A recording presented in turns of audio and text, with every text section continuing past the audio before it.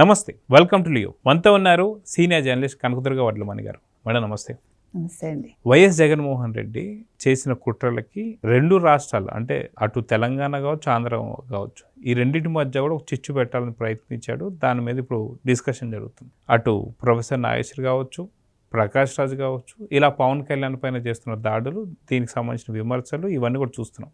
ఇప్పుడు హేమ గారు కూడా ఒక మాట మాట్లాడారు, ఒకసారి మీకు వినిపిస్తాను. హలో ప్రకాష్ రాజ్ గారు, ఈ రోజు ఉదయం పవన్ కళ్యాణ్ గారిని ఉద్దేశించి మీరు చేసిన ట్వీట్ చూసా.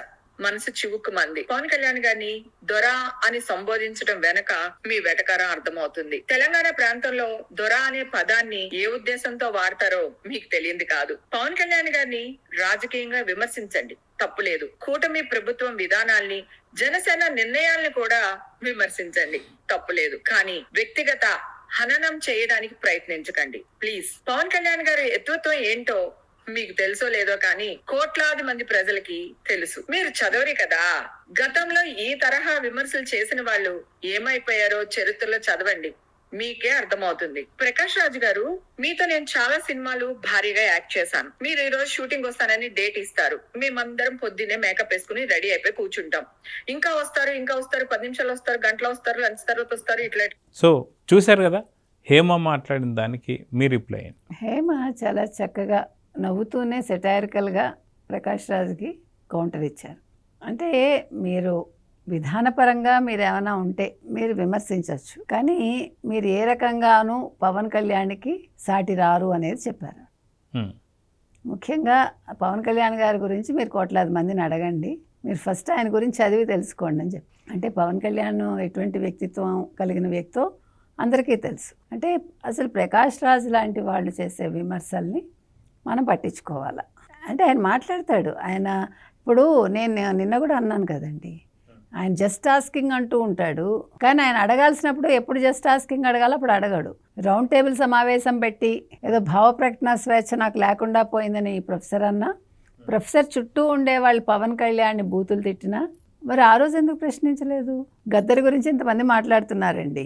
పవన్ కళ్యాణ్ కార్ ఇచ్చాడా, పవన్ కళ్యాణ్కి ఏం తెలుసు, పవన్ కళ్యాణ్ అవసరం కోసం గద్దర్ దగ్గరికి వెళ్ళాడు అంటే ఒక్కసారి గద్దర్ గారి ఇంటర్వ్యూలన్నీ చూడండి, అందరూ చూడండి. పవన్ కళ్యాణ్ ఒకరోజు చిరంజీవి గారు ఫోన్ చేశారు, అర్జెంటుగా రా, గద్దర్ అన్న వచ్చారు, నీతో మాట్లాడతానంటున్నారంటే ఈయన పరిగెట్టుకుని వెళ్ళారు. వెళ్తే ఇది ఒక సినిమాలో ఆయనది భారతమాతకి సంకెళ్ళు వేసి ఉంటుంది ఒక పాటలో, నాకు అది చాలా నచ్చింది అని చెప్పారట. ఇది 2001లోనే ఎప్పుడో జరిగింది. అయితే అప్పుడు ఆ తర్వాత వీళ్ళిద్దరూ చాలా క్లోజ్ అయ్యారు. ఆయన తమ్మి, ఎరా తమ్మి అనే పిలిచేవారు, ఈయన గద్దర్ అన్న అని పిలిచేవారు. అయితే గద్దర్ ఏం చెప్పారంటే, నేను అది ఇప్పుడు చెప్తున్నా మీకు, ప్రతి ఇంటర్వ్యూలో ఆయన ఏం చెప్పారు తెలుసా, నాకు పవన్ కళ్యాణ్ ఎంత సన్నిహితుడంటే నాకు ఎప్పుడు డబ్బులు కావాల్సి వచ్చినా నేను పవన్ కళ్యాణ్ ఇంటికి వెళ్ళి పవన్ కళ్యాణ్ జేబులో చేయి పెట్టి ఎంత వస్తే అంత తీసుకునేవాడిని అని చెప్పారు. ఇప్పుడు మాట్లాడమనండి తెలంగాణ వాళ్ళని, నేను అందరు తెలంగాణ వాళ్ళు అంటలే, అంటే ఈయన్ని విమర్శించిన వాళ్ళు. వెన్నెల గారికి తెలుసు కదా, గద్దర్ గారికి అంటే వాళ్ళ నాన్నగారికినో పవన్ కళ్యాణ్కి ఉండే సాన్నిహిత్యం. ఇప్పుడు ఆవిడ కాంగ్రెస్ తరఫున మాట్లాడటం ఎందుకు అనవసరం కదా, నేను అనేది అది. ఎందుకంటే కారు కొనిచ్చుంటారు, ఇవాళ మీరందరూ ఏం మాట్లాడుతున్నారు? మీరు అసలు ₹1 సహాయం ఎప్పుడైనా చేశారా గద్దర్కి? కారు కొనివ్వలేదని మీరు ఎలా చెప్తారు? మీరు ఆ ఇంటర్వ్యూస్ విన్నాక వాళ్ళకి సాన్నిహిత్యం ఉందో లేదో తెలుసుకోండి. అంటే ఇక్కడ హేమ గారు మాట్లాడిన మాటలన్నీ కూడా చూసుకుంటే ప్రకాష్ రాజ్ గారిని ఉద్దేశించి మాట్లాడుతూ వస్తుంది. వాస్తవానికి ప్రకాష్ రాజ్ గారికి ఏ హక్కు ఉందని చెప్పి మాట్లాడుతున్నారు. ఎందుకంటే ఇక్కడ ఆంధ్ర తెలంగాణ ఇద్దరు అన్నదమ్ములు, ఖచ్చితంగా కుటుంబంలో ఏదో ఒక రకంగా విభేదాలు వస్తుంటే కొంతమంది బయట నుంచి వ్యక్తులు కూడా వచ్చి సృష్టిస్తుంటారు. కానీ ఈయనకేం పని అని చెప్పేసి నిన్న బండ్ల గణేష్ గారు అదే మాట మాట్లాడుతున్నారు, ఇప్పుడు హేమ గారు అదే మాట మాట్లాడుతున్నారు. వాస్తవానికి ప్రకాష్ రాజ్కి ఏం అవసరం అంటే ఏం చెప్తారు? ఎగ్జాక్ట్లీ. ఇప్పుడు తమిళనాడులో ఓ కమల్ హాసన్ ఓ టీవీకే కొట్టుకున్నారు అనుకుందాం, విజయ్, వాళ్ళిద్దరు కొట్టుకుంటారు, వాళ్ళే తీర్చుకుంటారు. మనం వెళ్ళి చేయి పెడితే ఎలా ఉంటుంది? వాళ్ళ కుటుంబంలో మనం అది తమిళనాడు వరకు సంబంధించింది కదా, మీరు ఎవరైనా అడుగుతారు మన.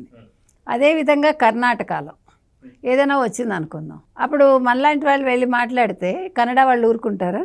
మేము కొట్టుకుంటాం, కలుస్తాం, మీరెవరో అంటారు. ఇప్పుడు ఆంధ్ర తెలంగాణ అంతే, ప్రాంతాల వారీగా విభజించబడ్డారు తప్ప మనసులు ఏమీ విరిగిపోలేదు, లేకపోతే విడదీయబడలేదు. అక్కడ వాళ్ళు ఇక్కడికి వస్తారు, ఇక్కడ వాళ్ళు అక్కడికి వెళ్తారు, తేడా వస్తే ఓ మాట అనుకుంటారు, మళ్ళీ కలుస్తారు.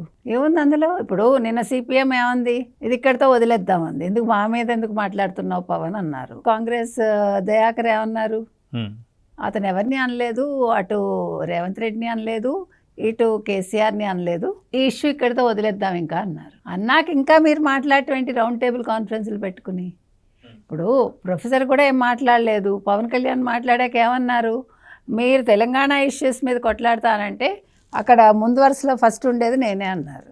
ఇంకా అన్నాక ఇంకా ఈ సీనియర్ జర్నలిస్టులు, ఈ మేధావులు వీళ్ళందరూ అసలు మాట్లాడటం ఏంటి? ఇప్పుడు ఎవరో కాంగ్రెస్ అతను వెధవా అన్నాడు పవన్ కళ్యాణ్ని, అందుకని నీ అయ్యే జాగీరా అని అడిగాడు. మిమ్మల్ని ఎవరిని అడగలా, మీకు అర్థం కావట్లే. అక్కడి నుంచి దానికి అసలు ఎంత దరిద్రంగా నిన్నను ఒక ఆవిడ మాట్లాడిందంటేనండి, ఇంకో సంగతి మీకు తెలుసో లేదు, ఈ రౌండ్ టేబుల్ కాన్ఫరెన్స్లో ఉండే వాళ్ళలో సగం మంది మూలాలు ఆంధ్రాలో ఉన్నాయి. అది నేను తప్పంటల్లా, అది తప్పు కాదు, కానీ మీరు మాట్లాడగలుగుతున్నారు కదా తెలంగాణ వైపు. మరి అలాంటప్పుడు పవన్ కళ్యాణ్ ఎలా ప్రశ్నిస్తారు? ఇంకో విషయం ఏంటంటే, ఇవాళ హేమ మాట్లాడిన దాంట్లో ఆవిడ, మీ సంగతి మాకు తెలుసు, మీరు షూటింగ్లకే సరిగా రారు, నాకు ఇవాళ యాక్ట్ చేసే మూడ్ లేదు, నేను ఫారిన్ కంట్రీ వెళ్ళిపోయానంటారు మీరు, మేము ఇక్కడ పిచ్చాడలా వెయిట్ చేస్తూ ఉంటాము. అంటే నిబద్ధత లేని మీరు, వృత్తి మీద గౌరవం లేని మీరు, ఇంతమందిని వెయిట్ చేసినా అనే కనీస జ్ఞానం లేని మీరు పవన్ కళ్యాణ్ గురించి మాట్లాడటం, అదే ఆవిడ చెప్పింది. అంటే ఒక మానవత్వం ఉంది ఆయనకి, మీకు ఆ మానవత్వం కూడా లేదు కదా. లేదు కాబట్టే మిమ్మల్ని ఎందుకు బ్యాన్ చేశారు? మీరు టైంకి రారు, చెప్పరు, ఫోన్ స్విచ్ ఆఫ్ చేసుకుంటారు, ఎక్కడికో వెళ్ళిపోతారు, మూడ్ లేదంటారు. మరి మూడ్ లేనప్పుడు ఎందుకు అసలు కాల్ షీట్స్ ఇవ్వడం ఎందుకు? మిమ్మల్ని ఎవడేడ్చాడు, ఎవడడిగాడు మిమ్మల్ని యాక్ట్ చేయమని? మీరు తెలుగు సినిమాల్లో యాక్ట్ చేయకండి, మీ కన్నడ సినిమాల్లో యాక్ట్ చేసుకోండి కదా. మా తెలుగు సినిమాలకు మీరు వచ్చి మా దగ్గర డబ్బులు తిని మమ్మల్ని తిట్టడం ఏంటి? తెలుగు వాళ్ళు అన్నాక కొట్టుకుంటారు, కలుస్తారు. Who are you? అది వాళ్ళందరూ ప్రశ్నిస్తున్నారు. అంతేగాని అక్కడ వాళ్ళు ఇక్కడికి రాకూడదా, ఇక్కడ వాళ్ళు అక్కడికి రాకూడదా, ఇది కాదు ఇష్యూ. ఇప్పుడు కుటుంబంలో గొడవ జరిగినప్పుడు బయట వ్యక్తి వచ్చి మాట్లాడాల్సిన పని లేదు అనేది అందరూ చెప్తున్న మాట, అంతే. సో చూద్దామండి, ఖచ్చితంగా ప్రతి ఒక్కరు కూడా అటు ఏపీ కావచ్చు, తెలంగాణ కావచ్చు, ప్రకాష్ రాజ్ని ఇప్పుడు అడిగేది అందరూ ఒకటి ఏంటంటే, just asking who are you అని చెప్పి మొత్తానికి దానికి సమాధానం చెప్తారు లేదనేది చూద్దాం. మరి నమస్తే. నమస్తే. Please subscribe to Leo News for more videos.